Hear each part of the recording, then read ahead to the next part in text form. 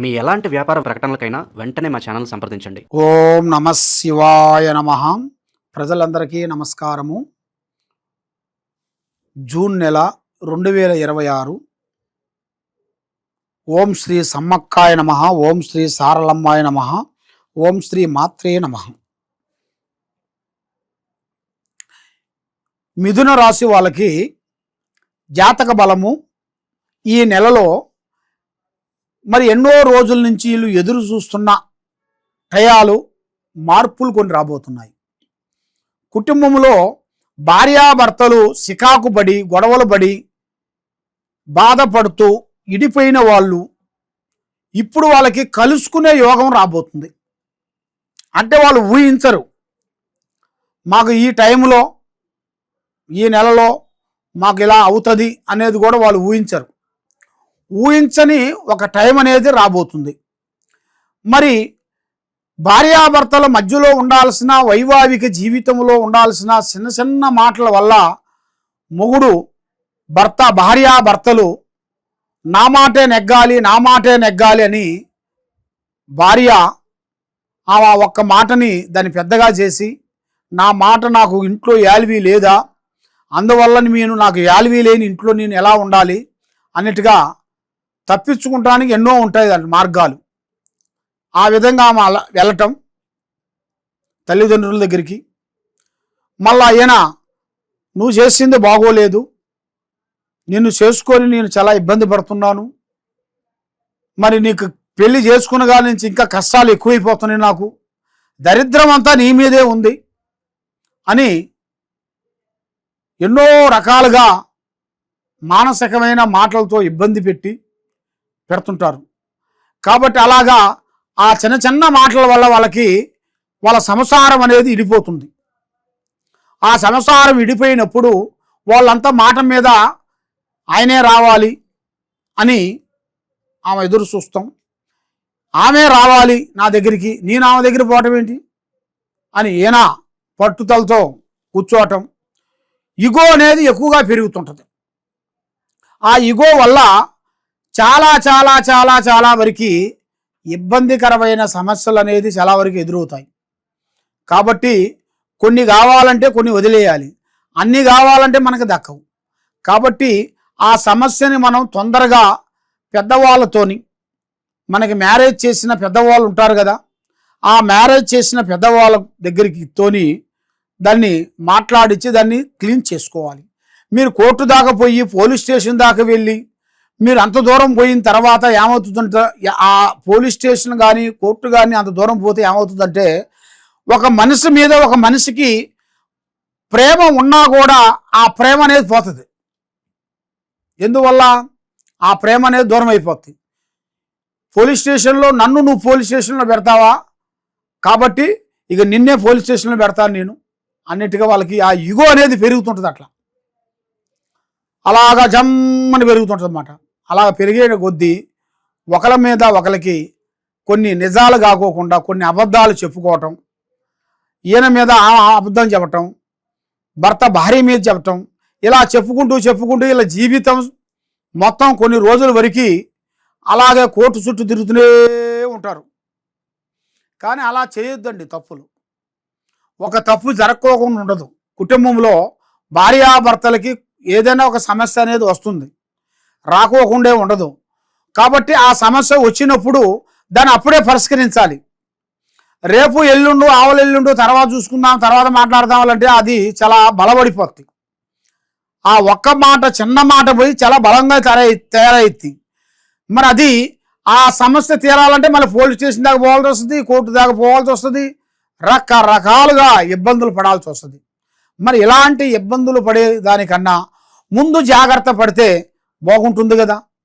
మరి మీరు ప్రేమించేటప్పుడు కూడా కొన్ని జాగ్రత్తలు కొన్ని పడాలి కదా.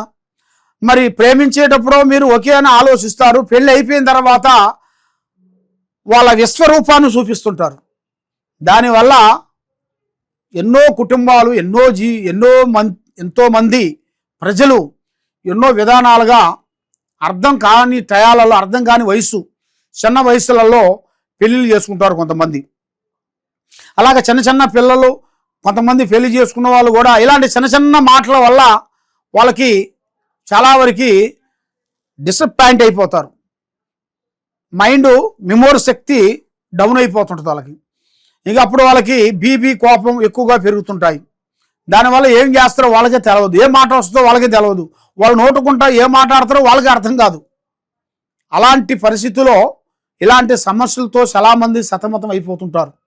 కాబట్టి మాటే మంత్రం, మాటే వేదం, మాటే విధానం. కాబట్టి మన మాటలోనే నిదానపడి నిదానంగా మనం చక్కగా మాట్లాడితేనే అది ఎక్కడికైనా కూడా మనకి మంచి జరుగుతుంది. మరి మీ భార్యతో అలాగ మంచిగా మాట్లాడినట్టుకైతే మీకు ఆ సమస్యలు రావు కదా. మరి మీ భర్తతో అలాగ మంచిగా మాట్లాడినట్టుకైతే అలాగ రావు కదా. నువ్వు ఒకటి చెప్పబోయి ఇంకోటి చెబితే ఆయన మిస్అండర్స్టాండింగ్ చేసుకొని మిమ్మల్ని ఇబ్బందిగా కలిగి సికాకులు గడిగి సమస్యలతో దూరం అయిపోయే వాళ్ళందరికీ ఇప్పుడు ఒక మంచి అవకాశం ఒకటి రాబోతుంది. మరి మీ పేరు బలంలో దానికి ఒక పూజా బలం అనేది ఒకటి ఉంటుంది. ఆ పూజా బలం మీరు తెలుసుకోవాలనుకుంటే భర్త పేరు, భార్యాభర్తల పేర్లు, వయసు, వాళ్ళ మ్యారేజ్ అయిన డేటు, వాళ్ళ టైము, వాళ్ళకి కళ్యాణం చేసుకున్న టైములో, అక్షంతలు పడ్డ టైములో మాకు ఒక్కసారి సంప్రదించినట్టుకైతే అసలు సమస్య ఏముందో, అసలు మీకు ఎందువల్ల మీ కుటుంబంలో సంసారంలో మీకు ఎందుకు భంగం అవుతున్నాయి, మరి ఏరే స్త్రీల నుంచా, ఏరే పురుషుల నుంచా, కొంతమంది లేనిపోయిన కొన్ని మాటలు చెప్తుంటారు. మీకు మాటలంటే మీ భర్త గారు మంచివాడు కాదు, అలా పోతుంటాడు, ఇలా పోతుంటాడు, అలా తిరుగుతుంటాడని ఎమకొచ్చి చెప్పటం. తర్వాత మళ్ళీ భర్త దగ్గరకు వచ్చి ఓ నీ భార్య కరెక్ట్ అయింది కాదు, అలా పోతుంటుంది, ఇలా వస్తుంటుంది, ఇలా తిరుగుతుంటుంది, రకరకాలుగా ఉంటుందని భర్తకు చెప్పటం. అలా చెప్పి ఎంతోమంది సంసారాలను భంగం చేసిన వాళ్ళు కూడా ఎంతోమంది ఉన్నారు. కాబట్టి ఎదుటివాడి మాటలు ఎప్పుడూ నమ్మొద్దండి. దానివల్ల మీకు చాలా ప్రమాదాలు జరుగుతాయి. కాబట్టి మీ భర్త గారు నీ ముంగల ఏం మాట్లాడారా అనేది నువ్వు అర్థం చేసుకోవాలి. మరి నీ భార్య నీ ముంగల ఏం మాట్లాడిందా అనేది అర్థం చేసుకోవాలి. కానీ ఎక్కడో ఏదో ఒక మాట్లాడిన ఆ మాటని తెచ్చి మీకు ఒకటి చెప్పిన దానివల్ల మీ కోపం ఎక్కువైపోయి మీ సంసారం అనేది ఇంకా దూరం అయిపోతుంటుంది. అలా దూరం కాకూడదంటే తప్పకుండా మీ డీటెయిల్స్ ఒకసారి మాకు పంపించినట్టుకైతే మీ సమస్య ఎలా ఉంది, అసలు విషయం ఏమిటి అనేది దీని గురించి మొత్తం పరిష్కరించేసి చూసి చెప్పగలుగుతాం.